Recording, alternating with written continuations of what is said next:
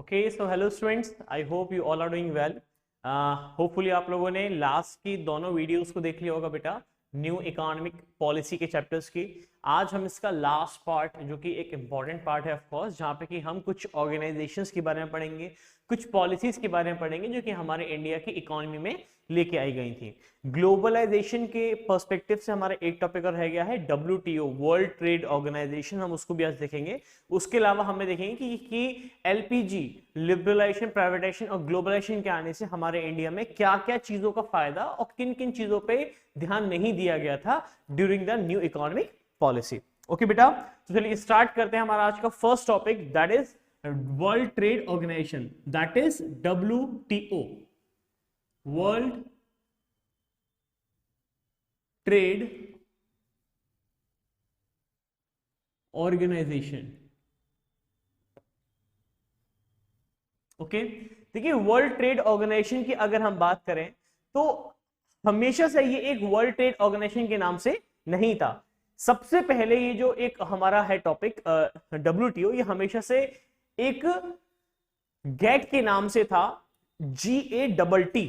ध्यान सुनिएगा जरा, GATT, गेट, जिसका एग्जैक्टली अगर हम फुल फॉर्म देखें तो हमारी आती जनरल एग्रीमेंट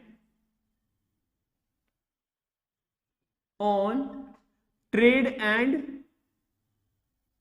टैरिफ। ठीक है, general agreement on trade and tariff, ये हमारा बेसिकली एक गेट की फुल फॉर्म है, जो कि हमारे वर्ल्ड वाइड अगर हम बात करें तो ये सबसे पहले जो हमारी ये एस्टेब्लिश हुई थी वो हमारी हुई थी इन द ईयर 1948 में। ठीक है, अगर और उस ईयर में इसको फॉर्म करने के लिए 23 कंट्रीज ने पार्टिसिपेट किया था। दैट मींस उस टाइम पे गेट के 23 मेंबर कंट्रीज थे, लेकिन over a period of time in the year 1995 में गेट जो है वो हमारी ट्रांसफॉर्म हो जाती है WTO में, जिसके प्रेजेंट मेंबर कंट्रीज अगर हम देखें तो देयर आर 164 मेंबर कंट्रीज हैं इसके हमारे आज के टाइम पे। होपफुली बच्चा समझ में आ गया होगा आप लोगों को। तो 164 मेंबर कंट्रीज हैं हमारे इसके आज के टाइम पे। मूविंग अहेड, अब कहें तो WTO का या फिर गेट जो थी हमारा, इसका काम क्या था? देखिए WTO जो है ये वर्ल्ड ट्रेड को फैसिलिटेट करती है, ये कोशिश करती है कि किसी भी तरीके से कि वर्ल्ड में जितने भी जो हमारे ट्रेडिंग कंट्रीज हैं वो एक दूसरे के साथ फ्री ट्रेड करें, नो टैरिफ, नो बैरियर्स, कुछ भी ऐसी चीजों को ना लगाएं, जिसके लिए हमारा इंडिया काफी ज्यादा हमेशा आगे बढ़ के रहता है इस WTO में। दैट मींस हमारा इंडिया WTO का एक काफी अच्छा, एक काफी इंपॉर्टेंट मेंबर माना जाता है। और इंडिया हमेशा बीइंग एक इंडिया जो कि एक डेवलपिंग कंट्री है, वो हमेशा एक बीइंग अ डेवलपिंग कंट्री और दूसरे डेवलपिंग कंट्रीज को रिप्रेजेंट करते हुए उस WTO में अपने रूल्स, रेगुलेशंस या फिर अपनी जो भी सिचुएशंस होती हैं उनको सामने रखता है, तो जो कि जनरली हर एक डेवलपिंग कंट्री में देखी जाती हैं। तो बीइंग एन इंडिया, हमेशा इंडिया फोर फ्रंट पे रहता है और इश्यूज को रेज करता है, रूल्स एंड रेगुलेशंस को मैनेज करता है और रिप्रेजेंट करता है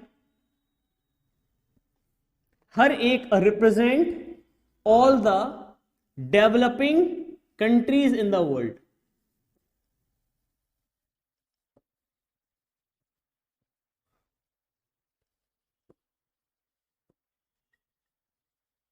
होपफुली बच्चों आप लोगों को आगे समझ में कि इंडिया हमेशा फोर फ्रंट पे रहता है, इशू करता है रूल्स एंड रेगुलेशंस को वो अपने बनाता है WTO में रहते हुए, और रिप्रेजेंट करता है जितने भी हमारे वर्ल्ड में जितने भी डेवलपिंग कंट्रीज है, because India is also a developing country. अब बात आती है कि आखिर में कि इंडिया जो कि ऑफकोर्स इतना ज्यादा अगर एक पार्टिसिपेट करता है, तो इंडिया ने हमेशा बहुत सारे रूल्स एंड रेगुलेशंस को फॉलो करा है जो कि WTO के हैं। और WTO के लिए इंडिया ने अपने ही कंट्री में सारे के सारे जो भी टैरिफ और नॉन टैरिफ बैरियर्स जो भी लगा रखे थे उन सबको जितना हो सकता था उनको रिमूव करने की पूरी कोशिश करी है हमेशा से। अब अगर हम बात करें कि WTO के फंक्शंस क्या क्या हैं, एक इंपॉर्टेंट क्वेश्चन बेटा आप लोग का यहां से बनता है, तो देखिए जरा फंक्शंस की अगर हम बात करते हैं, फंक्शंस ऑफ WTO। ओके, तो देखिए सबसे पहले बेटा आता है कि ये फैसिलिटेट करता है, facilitate the world trade. World trade को फैसिलिटेट करता है, मतलब कोशिश करता है कि वर्ल्ड में जितने भी कंट्रीज हैं अगर वो आपस में ट्रेडिंग करना चाहते हैं, export import of goods and services और डिफरेंट चीजें अगर वो करना चाहते हैं, तो उसमें कोई भी कैसी भी बाधा या कोई भी कैसे भी उसमें बैरियर्स या फिर रेस्ट्रिक्शंस ना आए, जिसके लिए ये फैसिलिटेट करता है वर्ल्ड ट्रेड में, इंक्लूडिंग चाहे फिर वो हमारा बायलेटरल हो या फिर हमारा वो मल्टीलेटरल। अब what is the meaning of bilateral and multilateral trade?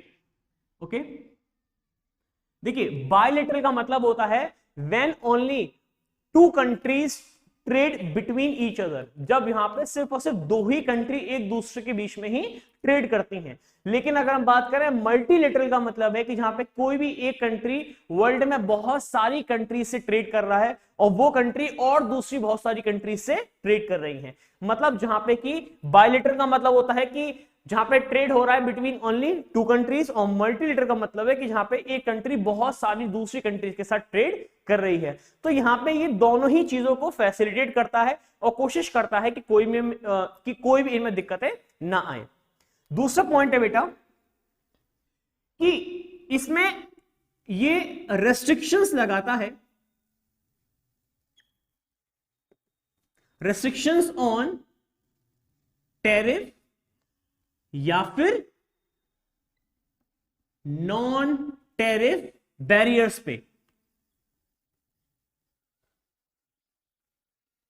ऐसे बैरियर्स जो कि हमारे ट्रेड को कहीं ना कहीं से रोकते हैं। अब टैरिफ बैरियर्स क्या होते हैं और नॉन टैरिफ बैरियर्स क्या होते हैं? देखिए टैरिफ मैंने आपको इन द चैप्टर 2 में समझाया था कि टैरिफ और quota, if you all remember, tariff का मतलब होता है कि जहां पे कि हम चीजों को महंगा बनाते हैं, इफेक्टिवली हम उसको महंगा बना देते हैं जो कि बाहर की चीजें होती हैं, ताकि लोग हमारे इंडिया की डोमेस्टिक चीजों को खरीदें। उसको हम कहते हैं टैरिफ, जहां पे कि हम उसकी कॉस्ट को बढ़ाने की कोशिश करते हैं। और नॉन टैरिफ बैरियर्स का मतलब होता है कि जहां पे कि हम एक अमाउंट पे कुछ ना कुछ रेस्ट्रिक्शंस लगा रहे हैं, जो कि मैंने आपको कोटा के सेंस में समझाया था कि जहां पे कि हम कॉस्ट पे नहीं कर रहे हैं, लेकिन हम एक लिमिटेशन, हम एक रेस्ट्रिक्शंस लगा रहे हैं कि आप बाहर दूसरे कंट्रीज हमारे इंडिया में इससे ज्यादा इंपोर्ट नहीं कर सकते हो इस पर्टिकुलर कमोडिटीज को। तो कह रहे हैं कि यहाँ पे टैरिफ और नॉन टैरिफ, मतलब टैरिफ और कोटा को यहाँ पे हटाने की कोशिश करी गई है। और इसके अलावा कोई भी आर्बिट्री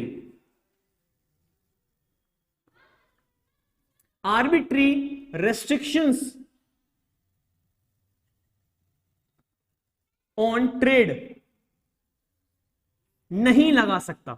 ठीक है, कोई भी कंट्री अपने आप ही कोई और टैरिफ और नॉन टैरिफ के अलावा कोई भी कैसी भी कोई ऐसी, उन्होंने ट्रेडिंग रिजाइम को निकाला था, उन्होंने एक ऐसी ट्रेडिंग रिजाइम को फॉलो किया था कि जहां पे कि कोई भी आर्बिट्री कैसी भी कोई भी रेस्ट्रिक्शंस किसी और नाम से किसी और चीज के लिए यहां पे इंप्लीमेंट नहीं होनी चाहिए। ओके, थर्ड बेटा हमारे आते हैं इसके फंक्शंस आते हैं कि यहां पे ये कि कोशिश करते हैं कि हम वर्ल्ड की रिसोर्सेस को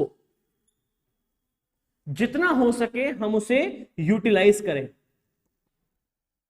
दैट मींस ये यहां पे प्रमोट नहीं करते हैं लेस यूटिलाइजेशन और inefficient utilization of the resources, कि जो भी वर्ल्ड के पास रिसोर्सेस हैं उनका कंप्लीट यूटिलाइजेशन, उनका कंप्लीट हमें यूटिलाइज करना ही चाहिए। ठीक है, फोर्थ हमारा आता है इसका पॉइंट कि हमें एक ऐसे ट्रेड को प्रमोट करना है जो कि एनवायरमेंट फ्रेंडली हो। हमें एक ऐसे ट्रेड को प्रमोट करना है बेटा जो कि एक एनवायरमेंट फ्रेंडली ट्रेड होना चाहिए। ठीक है, ध्यान से देखेंगे जरा। ठीक है, so these are the functions अगर हम बात करें जो कि किसके, हमारे WTO के। तो WTO के बारे में हमने यहाँ पे सब कुछ देखा कि बीइंग एन इंडिया मेंबर हमारा वो किस तरीके से रोल प्ले करता है। आज के टाइम पे इसके कितने मेंबर्स हैं, WTO कब बना था, उससे पहले ये कौन सी ऑर्गेनाइजेशन थी और वो हमारी कब बनी थी और उस टाइम पे कितने मेंबर कंट्रीज थे, और फिर उसके बाद देखिए कि हमने इसके फंक्शंस क्या क्या हैं। होपफुली बच्चों आप लोगों को WTO के बारे में कंप्लीटली समझ में आ गया होगा। इसके अलावा आप इन्हीं सब चीजों को प्रॉपर एक पैराग्राफिकल और एक पॉइंट्स में अगर एग्जाम में लिख के आएंगे तो आपको डेफिनेटली इसमें कंप्लीट मार्क्स मिलने की पूरी उम्मीद है। इसके अलावा इसमें कोई भी इंपॉर्टेंट टॉपिक WTO के बारे में नहीं छूटा हुआ है। होपफुली बेटा आप लोग को समझ में आ गया होगा। Let's move to the next topic.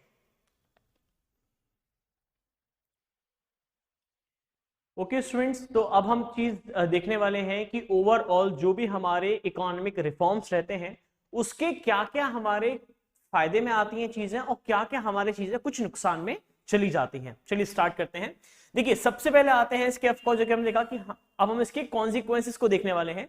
In consequences में सबसे पहले हमारा आते हैं कि क्या क्या चीजें हमारे लिए अच्छी रही।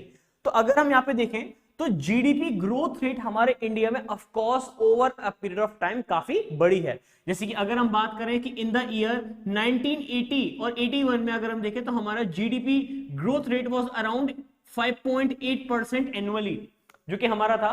लेकिन अगर हम बात करें कि इन द ईयर 2014 और 15 तक, और इवन अगर हम उसके बाद देखें 17 और 18 तक आते आते हमारा इस टाइम पे जीडीपी ग्रोथ रेट 7.2% के आसपास तक हो गया था। जीडीपी ग्रोथ रेट का मतलब होता है कि ओवरऑल हमारा कंट्री हर साल कितने परसेंट से ज्यादा जीडीपी को जनरेट करेगा, कितना परसेंट ग्रोथ रेट बढ़ेगा हमारा जीडीपी में। और यहां पे जो जीडीपी की बात हो रही है, आई hope you all know about this thing, कि यहां पे रियल जीडीपी की बात हो रही है।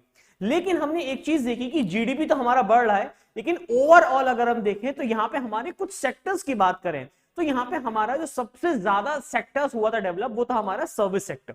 ठीक है, किसी भी, मैंने आपको फर्स्ट लेक्चर में भी समझाया था कि किसी भी कंट्री की जो एक बैकबोन होती है वो होती है हमारी इंडस्ट्रियल सेक्टर। लेकिन हमारे कंट्री में बिकॉज इतना एडवांसमेंट हुआ था आईटी इंडस्ट्री का और हमारी कम्युनिकेशन इंडस्ट्री का, उससे सर्विस सेक्टर हमारा बहुत अच्छा निकल गया। लेकिन बहुत ज्यादा डिक्लाइन देखने को मिला एग्रीकल्चर सेक्टर में और बहुत ज्यादा फ्लक्चुएशंस देखने को मिले हमारे इंडस्ट्रियल सेक्टर में। तो अगर मैं बात करूं कि सर्विस सेक्टर हमारा सबसे ज्यादा बेहतर था, उसके बाद फिर हमारा था इंडस्ट्रियल जहां पे कि हमारी बहुत ज्यादा फ्लक्चुएशंस थी। ठीक है ना, और एंड आफ्टरवर्ड्स उसके बाद हमारा आता है एग्रीकल्चर जिसमें कि हमारे बहुत ज्यादा डिक्लाइन देखने को मिला था। इसमें हमारा बहुत ज्यादा चीजें फ्लक्चुएट हो रही थी, कुछ बहुत ज्यादा इसमें चीजें चेंज नहीं हो पाई थी, बहुत ज्यादा इसमें चीजें कुछ अलग नहीं हो पाई थी अगर हम बात करें इंडस्ट्रियल सेक्टर में। I hope you all are able to understand these things. Okay, next बेटा हमारा आता है कि हमारा फॉरेन इन्वेस्टमेंट। फॉरेन इन्वेस्टमेंट क्या होता है? देखिए फॉरेन इन्वेस्टमेंट का मतलब है कि जहां पे कि दो हमारे आते हैं कॉन्सेप्ट्स। अगर आप लोगों ने इस वाले चैप्टर की फर्स्ट वीडियो देखी होगी तो मैंने आपको उसमें एक डिफरेंस पूछा था आपके होमवर्क के लिए, लेकिन आप लोगों ने उसमें क्या था कि एफडीआई और एफडबलआई। एफडीआई का मतलब होता है फॉरेन डायरेक्ट इन्वेस्टमेंट, एफडबलआई का मतलब होता है फॉरेन इंस्टीट्यूशनल इन्वेस्टमेंट। इसको हम फॉरेन पोर्टफोलियो इन्वेस्टमेंट भी कहते हैं जो कि हमारा एफडबलआई होता है। फर्क क्या होता है बेटा इन दोनों में? एफडीआई हमें डायरेक्टली ओनरशिप को ग्रांट करता है, उस कंपनी की हमें ओनरशिप मिलेगी। लेकिन एफडबलआई फॉरेन इंस्टीट्यूशन इन्वेस्टमेंट जो है वो हमें उस कंपनी की इक्विटी, उस कंपनी की स्टेक्स देता है, ना कि हमें उस कंपनी की डायरेक्टली ओनरशिप को प्रोवाइड करता है। होपफुली आप लोगों को समझ में आ गया होगा। तो अगर हम इनफ्लोज की बात करें बेटा तो ऑफ कोर्स पहले हमारे इनफ्लोज बहुत कम थे। अगर हम बात करें 100 मिलियन डॉलर्स के आसपास थे इन द ईयर 1980 और 91 की बात करें। लेकिन ये बढ़ते बढ़ते जो हमारे इनफ्लोस थे अप्रोक्सीमेटली, अगर हम मैं आज या इससे थोड़े से और पहले की बात करें तो 2014 के आसपास तक 74.2 बिलियन डॉलर्स तक ये हमारे आज के टाइम पे टच कर चुका है। तो आप इसमें क्लियरली एक डिफरेंस देख सकते हैं कि हमारे इंडिया में फॉरेन इन्वेस्टमेंट का इनफ्लो बहुत हुआ है। बाहर दूसरे कंट्रीज से हमारे इंडिया में बहुत ज्यादा फॉरेन इन्वेस्टमेंट किया गया है, जो कि over a period of time काफी ज्यादा बढ़ गया है। इवन अगर मैं आप लोग एग्जाम में करंट लिख के आएंगे तो अप्रोक्सीमेटली 84.7 बिलियन डॉलर्स के आसपास इस टाइम पे करंटली अगर हम बात करें कि 2022 में हमारा इनफ्लो देखा गया है। होपफुली आप लोग को समझ में आ गया होगा। ओके बेटा, तो rise in foreign exchange reserve. Foreign exchange reserve हमारा अब क्या होता है? फॉरेन एक्सचेंज रिजर्व का मतलब है कि जहां पे कि किसी भी कंट्री में जब बाहर से कोई हमारे इंडिया में फॉरेन करेंसी आती है, जब हम उस कंट्री में या तो एक्सपोर्ट करते हैं या फिर उस कंट्री से हमारे इंडिया में एफडीआई आता है, एफडबलआई आता है, या फिर उस कंट्री में हमने कुछ सर्विसेज दी होंगी तो वहां से आता है पैसा, या फिर यूनिलेटरल ट्रांसफर्स से आता है पैसा। तो इन तमाम चीजों के थ्रू जो भी हमारा कुछ पैसा बाहर जाता है, इंडिया में आता है फॉरेन करेंसी, उनका जो हमारे इंडिया में रिजर्व्स है, बिकॉज उन रिजर्व्स के जरिए हम दूसरे कंट्री की परचेजिंग पावर हमारे हाथ में होती है। कि हम इंडियन करेंसी से यूएस में जाके या फ्रांस में जाके या जर्मनी में जाके या फिर चाइना में जाके कुछ चीजों को परचेज कर सकते हैं क्या? नहीं, कभी भी नहीं। उस कंट्री की जो परचेजिंग पावर है वो उस कंट्री की करेंसी के साथ आती है, जिसका रिजर्व हमारे इंडिया में या किसी भी कंट्री के पास जितना ज्यादा हो उतना ही बेहतर माना जाता है। तो हमारे इंडिया में जो कि रिजर्व सिर्फ 6 बिलियन डॉलर्स था इन द ईयर 1980 और 91 के बीच में, ये हमारे इंडिया में अब 2014 के आसपास अप्रोक्सीमेटली 342.6 बिलियन डॉलर्स के आसपास तक हो चुका है। और हमारे इंडिया में आफ्टर द ईयर 2014 जब हमारे इंडिया में मेक इन इंडिया कैंपेन को स्टार्ट किया गया था, तब बहुत सारे फॉरेन इन्वेस्टर्स ने हमारे इंडिया को अट्रैक्ट करा था, और इसी की वजह से आज इवन जो हमारा एफडीआई है, जो हमारे हम बात करें कि फॉरेन एक्सचेंज रिजर्व्स हैं, वो हमारे बढ़ के इवन 602 बिलियन डॉलर्स के आसपास तक हो चुके हैं। ठीक है, ध्यान रखेंगे इन द ईयर 2022। ठीक है, होपफुली बेटा आप लोगों को समझ में आ गया होगा कि 6 बिलियन डॉलर्स से आज के टाइम पे हम मोर देन 600 बिलियन डॉलर्स के आसपास तक प्रिवेल कर रहे हैं। हमने 100 मिलियन डॉलर्स का जो हमारा इनफ्लो था उसको हम आज बढ़ा के 74.2, और इवन अगर मैं आज की बात करूं तो 84 पॉइंट समथिंग हमारा आज के टाइम पे बिलियन डॉलर्स का आज हमारे इंडिया में एफडीआई होता है। ओके, नेक्स्ट बेटा हमारा आता है कि हमने इन्फ्लेशन को काफी कंट्रोल करा है।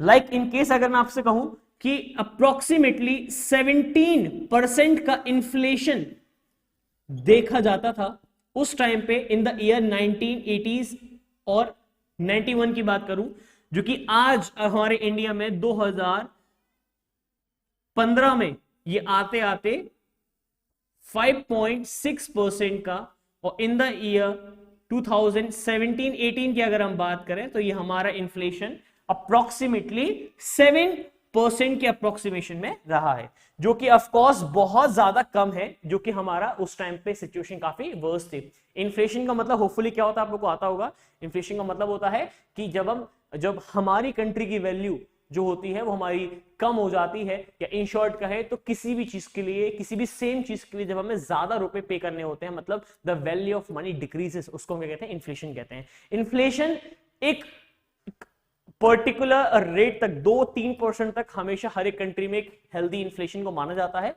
लेकिन अगर उससे ऊपर होता है तो ऑफ कोर्स वो किसी भी कंट्री के लिए काफी खराब चीज रहती है। चलिए आगे बढ़ते हैं। अब आती हैं कुछ चीजें हमारी कि क्या क्या चीजें हमारे after the new economic policy हमारे अगेंस्ट में रही, या किन किन चीजों पे हमने ध्यान नहीं दिया और कहां कहां पे हम पीछे रह गए थे। देखिए अब आता है हमारा इन अगेंस्ट तो ग्रोइंग अनएम्प्लॉयमेंट। मतलब क्या हुआ कि हमने इतनी आईटी इंडस्ट्री, हमने इतना ज्यादा कम्युनिकेशन इंडस्ट्री को करा डेवलप, हमने सर्विस सेक्टर को हमने कर लिया डेवलप, लेकिन हमारे इंडिया में जिस हिसाब से जीडीपी बढ़ रही थी उस हिसाब से हमारे इंडिया में एम्प्लॉयमेंट रेट नहीं बढ़ा, जिसकी वजह से हमारे इंडिया में लगातार अनएम्प्लॉयमेंट बढ़ता ही चला गया।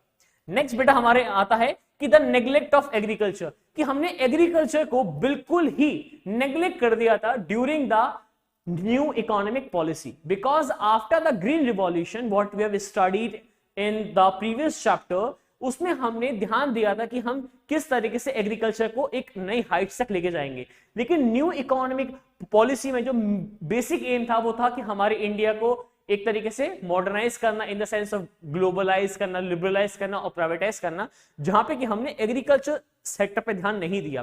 तो यहां पे क्या क्या हमारी कमियां रही थी? सबसे पहला था कि यहां पे सरकार की तरफ से या प्राइवेट इन्वेस्टर्स की तरफ से भी यहां पे इन्वेस्टमेंट की बहुत कमी रही। तो यहां पे इरिगेशन के लिए या फिर बात करें कि वेयर हाउसेस के लिए, स्टोरेज कैपेसिटीज के लिए हमारे पास इन्वेस्टमेंट की बहुत दिक्कत देखी गई थी।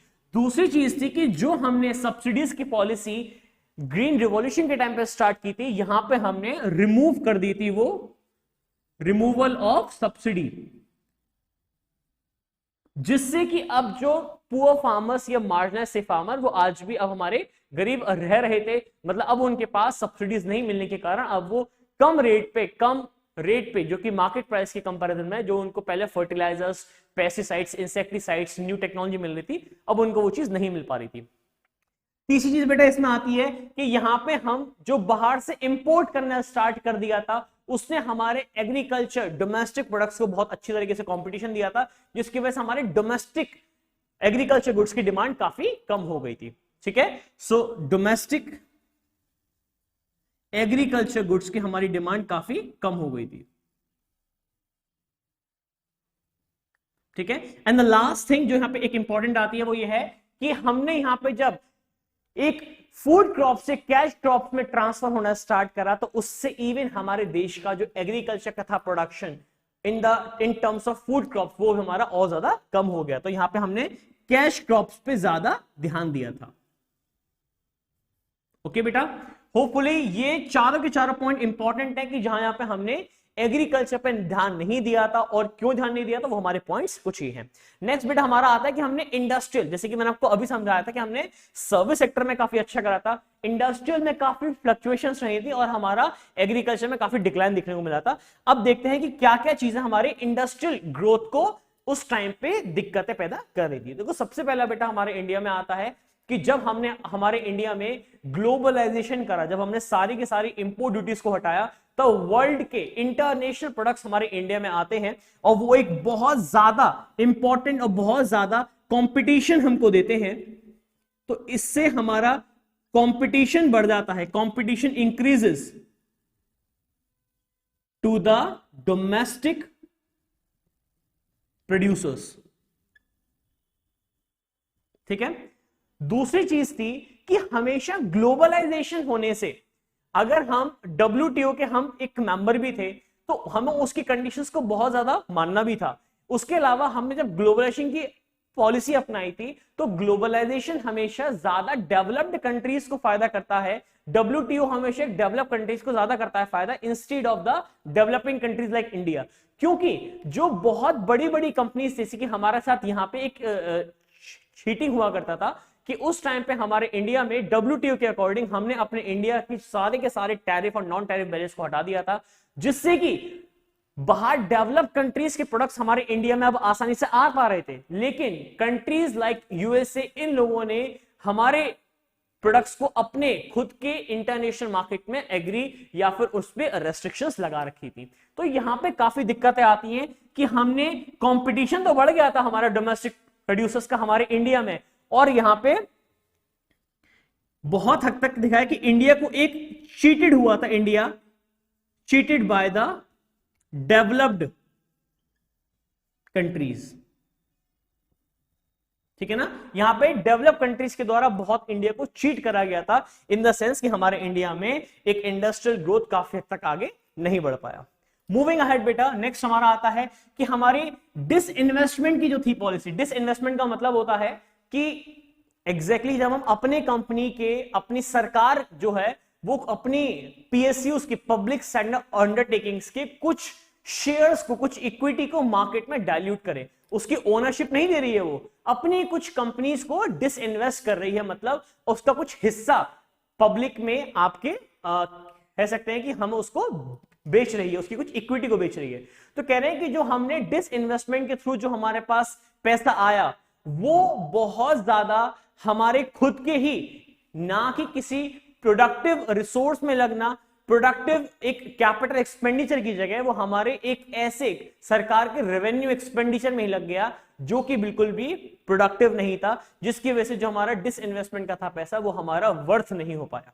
और जो कंपनीज हमने अपने इंडिया में डिसइन्वेस्टेड करी थी वो भी बहुत ज्यादा हमने अंडर वैल्यू, मतलब जितनी उनकी थी वैल्यू वो हमने अंडर वैल्यू करके हमने प्राइवेट कंपनीज को बेच दिया था। तो ये काफी हद तक एक काफी खराब चीज रही थी। नेक्स्ट है बेटा हमारी इनइफेक्टिव टैक्स पॉलिसी, कि हमने यहां पे टैक्सेस को कम करा था। जैसे कि मैंने आपको इस चैप्टर में बताया था इन द टॉपिक लिबरलाइजेशन कि हमने टैक्स रिफॉर्म्स करे थे, जहां पे कि हमने टैक्स को काफी कम कर दिया था। जी कि उस टाइम पे जो डायरेक्ट टैक्स और इनडायरेक्ट टैक्स उनको हमने काफी कम करा था कि ताकि सरकार का रेवेन्यू बढ़े। लेकिन इन सब चीजों के बावजूद भी सरकार का रेवेन्यू नहीं बढ़ पाया, और जब हम अब रेवेन्यू नहीं बढ़ा पाए तो सरकार उन टैक्सेस को कम करने के बाद अब दोबारा से उन टैक्सेस को बढ़ाने के लायक उस टाइम पे नहीं थी। तो ये काफी एक दिक्कत की रही पॉलिसी कि सरकार ने हमारी टैक्सेस को कम भी करा लेकिन उससे उस टाइम की गवर्नमेंट का रेवेन्यू भी इंक्रीज नहीं हो पाया। नेक्स्ट हमारा बेटा आता है अनबैलेंस्ड ग्रोथ। काफी इंपॉर्टेंट है, ध्यान रखिएगा कि यहां से एक नंबर क्वेश्चन आपका साफ साफ बन सकता है। What is balanced growth and the unbalanced growth? देखिए बैलेंस ग्रोथ का मतलब है कि जब किसी भी कंट्री में कोई भी हमारा जो सेक्टर्स होता है उनका इक्वल कंट्रीब्यूशन होता है देश के जीडीपी में, देश के ग्रोथ रेट में।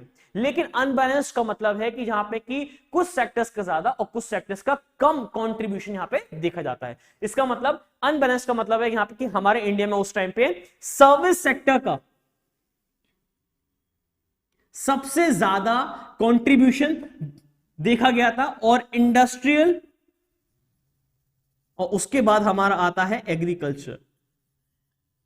इन दोनों ही सेक्टर्स का बहुत ज्यादा कम कंट्रीब्यूशन था हमारे देश के ग्रोथ रेट में। तो इसको हम क्या कहते हैं? अनबैलेंस्ड ग्रोथ रेट कहते हैं, कि जहां पे सर्विस सेक्टर का हमारा सबसे ज्यादा रोल था, उससे कम था हमारा इंडस्ट्रियल का, उससे कम था हमारा एग्रीकल्चर का।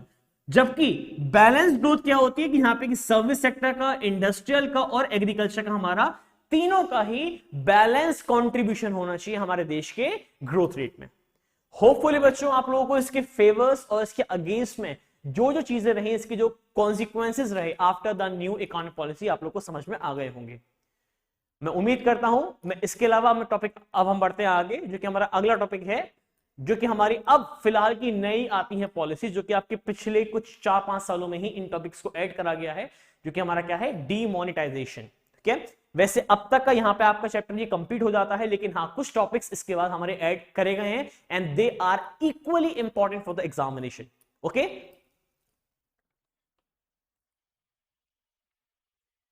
ओके स्टूडेंट्स, अब हम चीज जो देखने वाले हैं वो आपके एग्जाम के पर्सपेक्टिव से इंपॉर्टेंट है। क्या है? Demonetization, one of the important topic, और काफी इंपॉर्टेंट भी है आपके समझने के लिए भी, एक नॉर्मल अंडरस्टैंडिंग के लिए भी। ओके, सो डीमोनेटाइजेशन का पहले समझिए कि मतलब क्या होता है।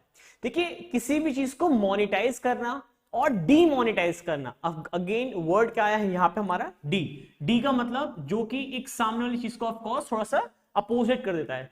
तो मोनेटाइज का मतलब क्या होता है कि किसी भी चीज को एक लीगल टेंडर देना। लीगल टेंडर मतलब सरकार के तौर पे, आरबीआई के तौर पे उसको एक लीगल घोषित करना हमारे इंडिया में कि आज से हम इसको एज अ रुपी इस्तेमाल करेंगे, उसको हम कहते हैं monetization.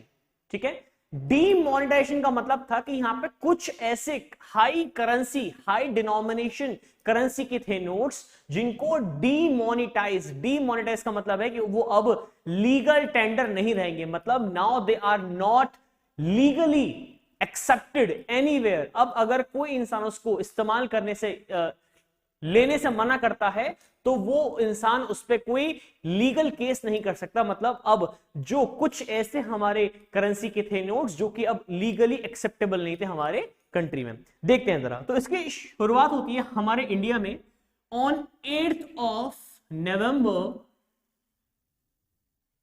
2016। Of course I hope you all are aware कि इसका इंपैक्ट कितना खराब और कितना अच्छा रहा था। Let's see. तो 8 नवंबर 2016 को बेटा हमारे इंडिया में प्रधानमंत्री नरेंद्र मोदी जी ने रात को 8 बजे क्या कर रहा था भाई? एक भाषण दिया था, एक स्पीच दी थी, जहां पे कि उन्होंने कह दिया था कि हमारे कंट्री में जो भी हाई डिनोमिनेशंस, कौन कौन से?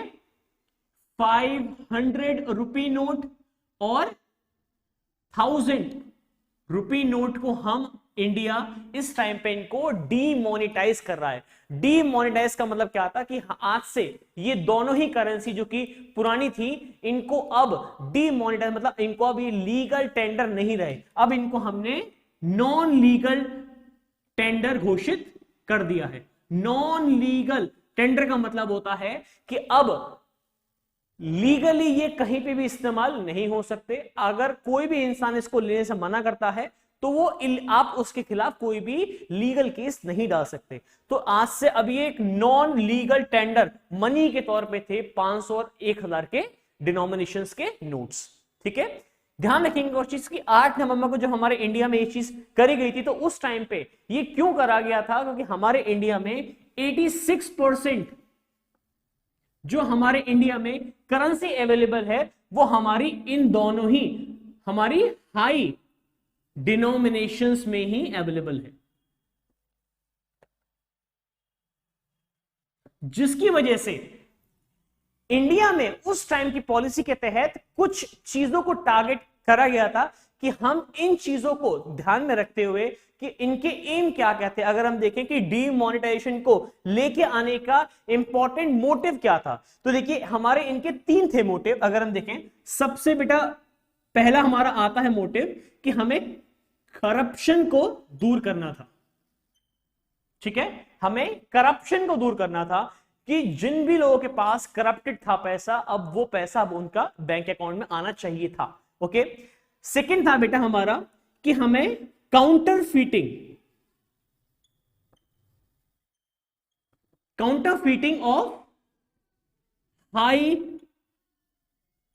Denomination notes for illegal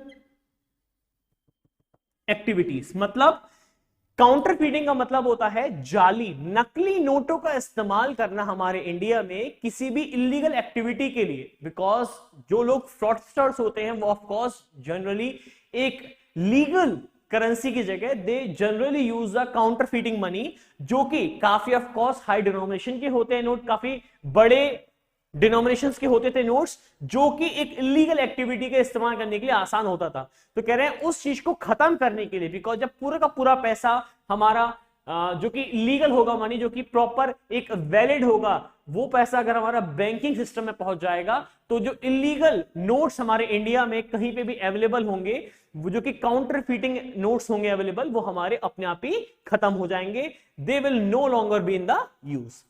and जो हमारा एक और था अगला मोटिव, जो कि one of the most important हम मानते हैं मोटिव, वो क्या था हमारा कि अब हम सरकार के अकॉर्डिंग जो भी ब्लैक मनी था, काला धन, उसको हमने टैकल करने की करी थी कोशिश कि हमारे इंडिया में ब्लैक मनी जो है वो पूरा का पूरा एक ऐसा पैसा जो कि अनअकाउंटेड है, एक ऐसा पैसा जो कि हमारे टैक्स के अंदर नहीं आता है, जो कि हमारा टैक्स रजिस्टर्ड नहीं है उसके अकॉर्डिंग हमारी गवर्नमेंट के सामने, तो उस ब्लैक मनी को खत्म करना और कम से कम करना था। क्योंकि अगर किसी के पास वो एक अनअकाउंटेड मनी है जिसके बिहाफ पे टैक्स अब तक सरकार को नहीं जमा हुआ है, उस पैसे को वापस हमारे उस पैसे को एक फाइनेंशियल सिस्टम में लेके आना था, जिसकी वजह से ब्लैक मनी पे उनकी पेनल्टीज वगैरह भी लगती थी। So these are the important aims और द इंपॉर्टेंट थिंग्स जो कि उस टाइम पे सरकार डीमोनेटाइजेशन के अकॉर्डिंग इन तीनों चीजों को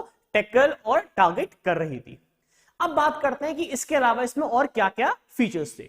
सबसे पहला बेटा आता है कि एक टैक्स एडमिनिस्ट्रेटिव मेजर था। टैक्स एडमिनिस्ट्रेटिव मेजर का मतलब है कि सरकार यहां पे ये कोशिश कर रही थी कि जो भी लोगों ने ब्लैक मनी या एक ऐसा पैसा जो कि अनअकाउंटेड पैसा है, वो अगर लोगों के पास है तो वो पैसा उनका हमारे इकोनॉमी में आना चाहिए।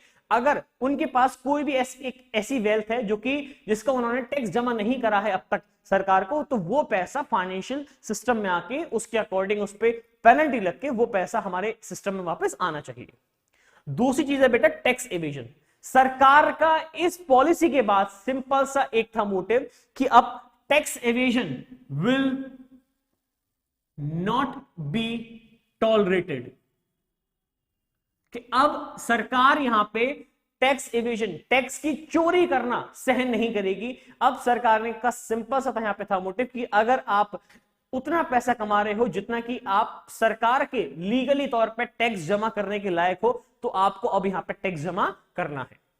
थर्ड था बेटा कि channelising saving into the formal financial system, कि सरकार यहां पे ये चीज चाहती थी कि किसी भी तरीके से कि जो सरकार के कि जो लोगों के पास जो पैसा उनके घरों में रहता है, जो कि financial system that means bank में या स्टॉक मार्केट में, या फिर अगर उनका पैसा अवेलेबल नहीं है तो ऑफ कोर्स वो कहां होगा, एक हमारे हार्ड कैश की फॉर्म में होगा, जो कि हमारे घर पे या कहीं ना कहीं पे वो हमारा पैसा रखा होगा। तो कह रहे हैं उस पैसे को, बिकॉज जितना ज्यादा पैसा फाइनेंशियल सिस्टम में जाता है, जितना ज्यादा पैसा बैंकिंग में जाता है, उतना ही बैंक में सप्लाई बढ़ जाती है मनी की। डिमांड ऑफ कोर्स अगर हमारी उतनी भी रहती है तो इन कंपैरिजन टू हमारी डिमांड सप्लाई बढ़ जाती है, जिसकी वजह से रेट ऑफ इंटरेस्ट काफी कम हो जाते हैं बैंक्स में लोन के बदले जो हमें पे करना होता है। तो उसकी वजह से सरकार ने यहां पे कोशिश करी थी कि किसी भी तरीके से कि जो लोग अपनी सेविंग्स को हार्ड कैश की फॉर्म में करते हैं, जो लोग अपनी सेविंग्स को बैंक में जमा करना नहीं चाहते हैं और टैक्स से बचना चाहते हैं, अब उस पूरी की पूरी सेविंग्स को अब सरकार चाहती थी कि वो हमारे फाइनेंशियल सिस्टम में एंटर करे। होपफुली बेटा समझ में आ गया होगा। नेक्स्ट है हमारा एम फॉर लेस कैश और कैशलेस इकोनॉमी, एक ऐसी इकोनॉमी को बनाना जहां पे कि इंसान या हर एक कोई एक ऐसा इंसान हो जो कि भाई हर जगह अपना कैश का इस्तेमाल ना करे, और थोड़ा बहुत अगर हम देखें तो वो एक कैश लाइट इकोनॉमी की अगर कर भी रहा है तो इतना कैश ना इस्तेमाल करे, वो ओवरऑल अपना मेजरली ट्रांजैक्शंस अपने ऑनलाइन करे, अपने बैंक के थ्रू करे, ताकि हमारी इकोनॉमी में कैश लेस होने से, मतलब पैसा कैश कम होने से एक थोड़ी सी रिलायबिलिटी भी बढ़ती है, कि सरकार को ये भी पता लगता रहता है कि ओवरऑल मनी सप्लाई हमारे इंडिया में इस टाइम पे कितनी चल रही है और नंबर ऑफ ट्रांजैक्शंस किस किस चीज के बिहाफ पे हो रहे हैं। होपफुली बेटा आप लोगों को उसके फीचर्स समझ में आ गए होंगे जो मैंने आपको अभी समझाए। पहला क्या है कि टैक्स में अब कहा गया था कि अगर आपके पास एक्स्ट्रा पैसा है तो now you have to deposit that money into the banking system. Okay, next है कि टैक्स एवेजन को कहा गया था कि अब ये टॉलरेट नहीं करा जाएगा, अगर आपके पास पैसा है एक्स्ट्रा है तो आप उसके लिए टैक्स भरें, because you are liable, you are able to pay the tax to the government. Savings को हमारी फाइनेंशियल सिस्टम में इंट्रोड्यूस करवाना जितना हो सके, जो लोग पहले हार्ड कैश में उसको करते थे कंट्रोल, अब वो नहीं करेंगे। एम फॉर लेस कैश और कैशलेस इकोनॉमी। ठीक है, चलिए आगे बढ़ते हैं। अब आते हैं इसके इंपैक्ट्स। इंपैक्ट्स यहां पे कुछ खराब और कुछ सही, मतलब ओवरऑल हम एंडिंग में भी देखेंगे कि डीमोनेटाइजेशन का ओवरऑल हमारी इकोनॉमी पे क्या इफेक्ट पड़ा था। चलिए, तो सबसे पहले अगर हम देखें तो इंपैक्ट देखें तो कुछ हमारी सोसाइटी में अगर हम देखें तो 3 क्लासेस होती हैं ऑफ कोर्स, कि पुअर, एक मिडिल क्लास और एक हमारी रिच पर्सन हो जाते हैं। तो अगर हम बात करें कि पुअर पर्सन जो होते हैं, इस पूरे के पूरे डीमोनेटाइजेशन का एक और था हमारा था मोटिव कि हम अपनी इकोनॉमी को डिजिटलाइज्ड करना चाहते हैं, जिससे कि हर एक इंसान अपने फोन से हर एक चीज का पेमेंट कर सके, इससे हर एक इंसान हर चीज को अपने अकॉर्डिंग मैनेज कर सके without the using of cash. तो कह रहे हैं कि जो पुअर सेक्शन था वो ऑफ कोर्स इस पूरे के पूरे डिजिटलाइजेशन से और डिजिटलाइज्ड इकोनॉमी से एकदम बाहर हो जाता है, बिकॉज उस टाइम पे बहुत सारे एक लेवल के लोगों के पास, इवन टुडे आज के टाइम में भी there are numerous of people जिनके पास आज भी एक स्मार्टफोन नहीं होता है, एक बैंक अकाउंट को ऑनलाइन एक मैनेज करने का उनको तरीका नहीं आना है, और उनके पास उतनी रिसोर्सेज भी नहीं होती कि वो उस चीज को मैनेज कर पाए। तो poor persons is digital world से, डिजिटल इंडिया से एकदम आउट हो गए थे। जो लेस एफ्लुएंट थे लोग, उनको इसमें इंट्रोड्यूस करवाया गया विद द हेल्प ऑफ जो हमारा उस टाइम पे जनधन अकाउंट्स उस टाइम पे गए थे, जो उस टाइम पे जो रुपए के कार्ड्स एक वहां पे उस टाइम पे इंट्रोड्यूस करे गए थे। तो इन लोगों को हमारे इंडिया में ऑफ कोर्स इंट्रोड्यूस कराया गया था विद द डिजिटलाइजेशन। और जो हमारे प्रॉपर जो हमारे एफ्लुएंट थे लोग, इन पे एज सच कोई इंपैक्ट नहीं पड़ा था, मतलब दे आर इजीली, वो उस टाइम पे शिफ्ट हो गए थे हमारे एक डिजिटलाइजेशन पे, इजीली हो गए शिफ्ट। ठीक है, डिजिटलाइज्ड ये यहां पे आसानी से शिफ्ट हो चुके थे। ठीक है, सो आई होप कि आप इस चीज को समझ पाए कि इसका इंपैक्ट क्या रहा on different classes of people. Now we talk about कि इसका अगर हम देखें कि हमारे इंडिया के अलग अलग सेक्टर्स, अलग अलग फील्ड ऑफ वर्क में क्या क्या इंपैक्ट रहा। देखिए अगर हम बात करें तो प्राइवेट वेल्थ जो थी लोगों की वो ऑफ कोर्स बहुत ज्यादा, बिकॉज ब्लैक मनी जिन लोगों के पास था जो कि अब तक इस्तेमाल कर रहे थे, ऑफ कोर्स उससे ओवरऑल हमारी एग्रीगेट डिमांड तो बढ़ रही थी। लेकिन अगर हम यहां पे देखें तो एक नॉर्मल तौर पे हम एक प्राइवेट वेल्थ को कंडक्ट नहीं करा पाते, मतलब अगर हम देखें तो हमारी प्राइवेट वेल्थ हमारी ओवरऑल इकोनॉमी में काफी गिर गई थी। ओके, नेक्स्ट हमारा आता है पब्लिक सेक्टर। पब्लिक सेक्टर में अगर हम देखें तो of course public sector means सरकार का जो हमारा उस टाइम पे था रेवेन्यू, तो अगर हम देखें कि सरकार के जो पब्लिक, अगर हम ओवरऑल देखें तो ऑफ कोर्स पे ऐसा कोई इफेक्ट नहीं पड़ा, लेकिन हाँ सरकार का जो रेवेन्यू था, जो कि टैक्स रेवेन्यू था, वो कहीं ज्यादा उसका बढ़ गया था, सरकार की इनकम कहीं ज्यादा बढ़ चुकी थी। नेक्स्ट बेटा हमारा आता है टैक्स का कलेक्शन। ऑफ कोर्स रेवेन्यू बढ़ा था तो ऑफ कोर्स हमारा टैक्सेस के थ्रू ही बढ़ा था, तो टैक्स का कलेक्शन हमारा बहुत ज्यादा इंक्रीज हुआ था, जिससे कि सरकार का रेवेन्यू कहीं ज्यादा इंक्रीज हुआ था और सरकार फिर इससे और दूसरे प्रोजेक्ट्स को करने में सफल हो पाई थी। नेक्स्ट बेटा हमारा आता है कि real estate, because real estate में if you all are aware about this thing कि भाई ऑफ कोर्स कि अगर हम आज के टाइम पे कोई भी प्रॉपर्टी, कोई भी प्लॉट या कोई भी एक कंस्ट्रक्टेड चीज को अगर हम खरीदते हैं तो ऑफ कोर्स उसमें एक हमारा lump sum amount out of the, जो कि एक नंबर एक की जिसको हम कहते हैं कि जो हमारा अकाउंट में होता है ट्रांसफर, उसके अलावा जो हमारे कुछ हार्ड कैश का भी आज के टाइम पे ओवर एंड अबव उस प्रॉपर्टी को सेल करा जाता है, जिसकी वजह से रियल एस्टेट के प्राइसेस उस टाइम पे बहुत कम हो गए थे, बिकॉज इकोनॉमी में कैश नहीं था, इकोनॉमी में पैसा नहीं था in the form of hard cash, जिसकी वजह से रियल एस्टेट के प्राइसेस बहुत बहुत ज्यादा हमारे नीचे गिर गए थे। एंड दिस वुड बी, हमारा ये कंटिन्यू रहा था अगले काफी ईयर्स तक। ओके, आफ्टरवर्ड्स हमारा आता है ब्लैक मनी। तो भाई इसका हमारा जो था मेन था मोटिव कि हमें भाई ब्लैक मनी को कर्ब करना है, हमें कि जो लोगों ने अपने अकाउंट में पैसा जमा नहीं करा हमें उन लोगों पे ध्यान देना है। तो अगर हम देखें तो ब्लैक मनी हमारे इंडिया में एज सच उतना नहीं निकल के आया जितना कि सरकार उम्मीद कर रही थी। अगर हम ओवरऑल देखें तो डीमोनेटाइजेशन एक बहुत अच्छा आइडिया था, लेकिन इसका इंप्लीमेंटेशन उतना ही खराब था, मतलब इसको लागू जब हमने जिस भी तरीके से करा वो सरकार उस चीज को मैनेज नहीं कर पाई और जो उनका मेन थे मोटिव वो उनके पूरे नहीं हो पाए। तो ब्लैक मनी यहां पे हम उस चीज को अगर हम देखें तो ओवरऑल हम उसे कम नहीं कर पाए, because at the end of the time अगर हमारी इकोनॉमी में इतना पैसा था तो 98.few% हमारा पैसा ऑलरेडी इकोनॉमी में वापस आ गया। तो अगर ब्लैक मनी एग्जिस्ट करता तो इतना क्या पैसा वापस आता फाइनेंशियल सिस्टम में? नेवर, कभी भी नहीं। तो जो हमारा ब्लैक था मनी उसको लोगों ने व्हाइट में कन्वर्ट करने में बहुत आसान तरीके से, जो कि एक काफी रिच और वेल्दी पीपल्स थे, वो लोग आसानी से अपने ब्लैक मनी को एक व्हाइट मनी में कन्वर्ट करने में सफल रहे थे। लेकिन जो यहाँ पे सबसे ज्यादा जिसपे एक कह सकते हैं कि इफेक्ट पड़ा था वो था हमारा एक पुअर पीपल और एक मिडिल क्लास पीपल, जिससे कि जो हमारे इंडिया के बहुत सारे उस टाइम पे बहुत सारे लोगों की लाइफ में बहुत दिक्कत आई थी, काफी सारे लोगों की इतनी लंबी लंबी क्यूज की वजह से डेथ हुई थी।